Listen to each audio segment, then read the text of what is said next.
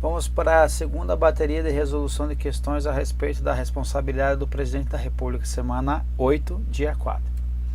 Questão 11. Na hipótese de impedimento do Presidente e do Vice-Presidente da República, o Presidente do Senado deverá ser chamado ao exercício da presidência? Não. Quem vai ser chamado?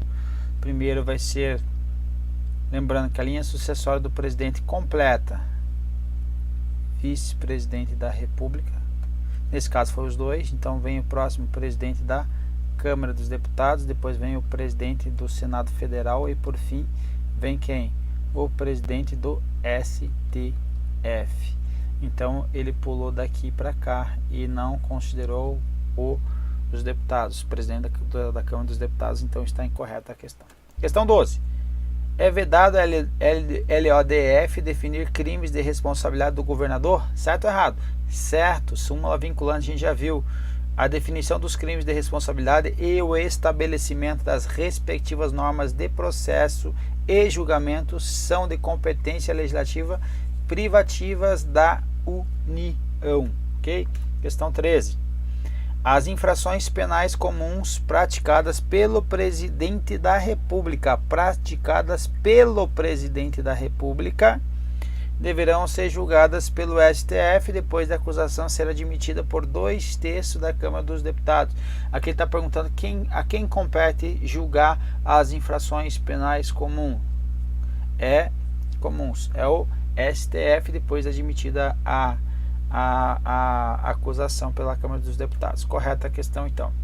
Então, compete privativamente à Câmara dos Deputados autorizar por 2/3 dos seus membros a instauração do processo contra o presidente e o vice-presidente da República e os ministros de Estado.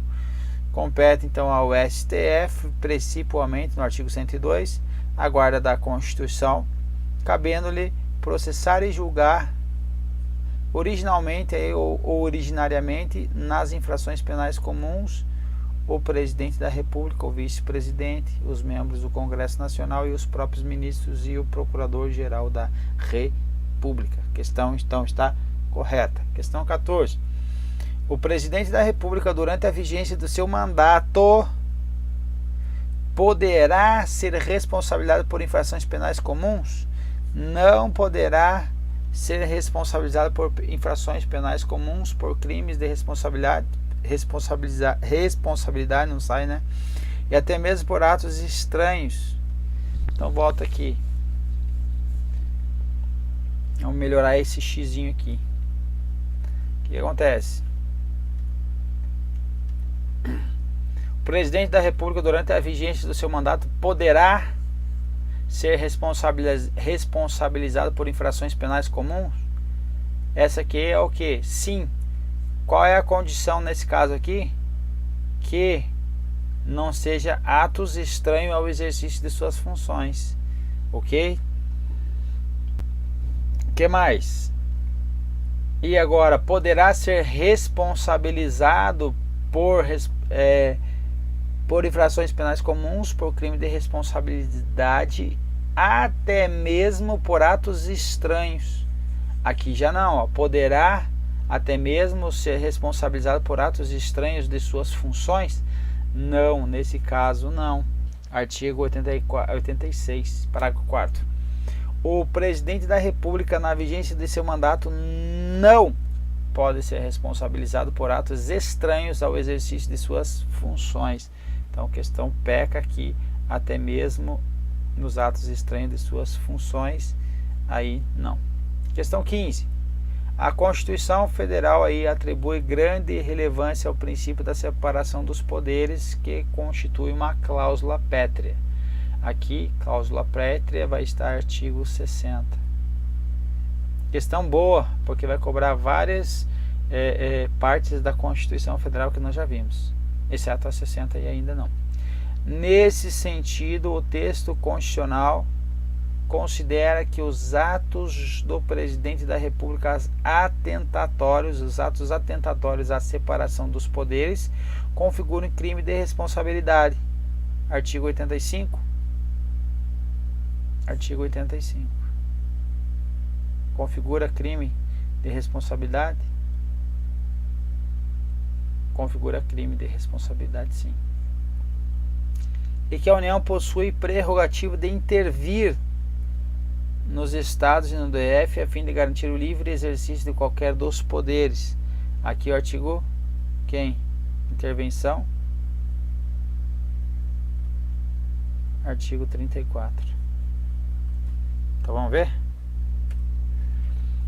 Parágrafo 4º do artigo 60 vai falar que não será objeto de deliberação a proposta de emenda tendente a abolir a separação dos poderes. Então não pode não pode abolir a separação dos poderes. Então os poderes são independentes e harmônicos entre si.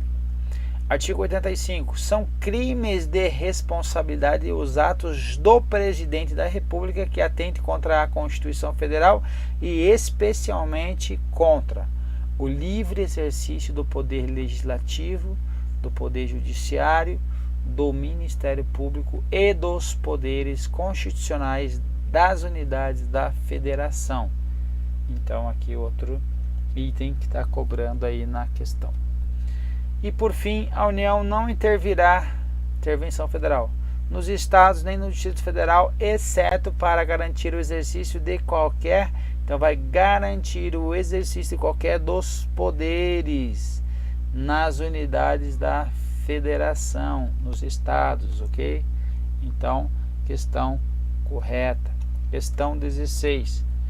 Admitida a acusação contra o Presidente da República pela prática de crime de responsabilidade por 2/3 da Câmara dos Deputados. Então, admitida a acusação do Presidente pela prática de crime de responsabilidade por 2/3 da Câmara dos Deputados. Até aqui está certo? Até aqui está certo. Será submetido a julgamento perante ao STF. Crime de responsabilidade é o STF ou é o Senado Federal? É o Senado Federal. Quem preside vai ser o presidente do STF, mas é julgado pelo Senado Federal, então a questão está incorreta. 17. Os crimes comuns praticados pelo Presidente da República serão processados perante o STF, hipótese em que o Presidente ficará afastado de suas funções desde o recebimento da denúncia ou queixa-crime. Desde o recebimento da denúncia, vamos ver? Olha só, admitida a acusação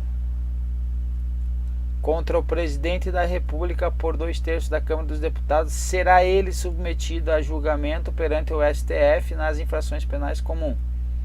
O Presidente ficará suspenso de suas funções nas infrações penais comuns se recebida a denúncia ou queixa-crime pelo STF. Então está correto? Está correto. Então, hipótese em que ficará afastado de suas funções desde o recebimento da denúncia ou queixa-crime. Lembrando que esse afastamento vai se dar por no máximo 180 dias. 18. Caso cometa infrações comuns, o Presidente da República não estará sujeito à prisão enquanto não sobrevier a sentença condenatória. Certo ou errado? Perfeito. 86.3. Enquanto não sobrevier a sentença condenatória nas infrações comuns, o Presidente da República não estará sujeito à prisão. Só quem vai estar serão os parlamentares por prisão em flagrante quando ocorrer um crime inafiançável, ok? Então é diferente do presidente, que ele não pode ser preso em flagrante. Questão 19. Se cometer crime eleitoral, isso daqui é o que? Um crime comum, ok?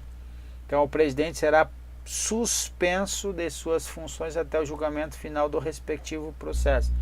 Será suspenso desde que recebida a denúncia pelo STF, ok? Nesse caso, a denúncia do fato ao STF e o seu acolhimento por este tribunal serão requisitos legais para a instauração do processo. Não, está incorreto.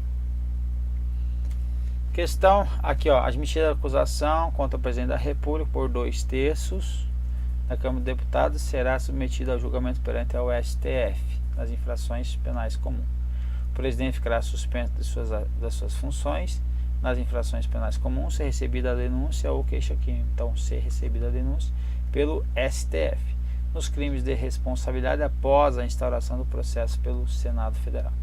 Se decorrido o prazo de 180 dias, o julgamento não estiver concluído, cessará o afastamento do presidente sem prejuízo do regular prosseguimento do processo. Ok? Então, questão... Então, tá errado aqui. Ok. 20. O presidente da República só pode ser submetido a julgamento pelo STF nas infrações penais comuns ou pelo Senado Federal nos crimes de responsabilidade, quando? Depois de admitida a acusação por 2/3 dos membros da Câmara dos Deputados. Correto. Então, só vai ser submetido a julgamento caso ocorra aí a admissão aí por 2/3 da Câmara, aí é a condição. Então, assim terminamos aí a nossa bateria.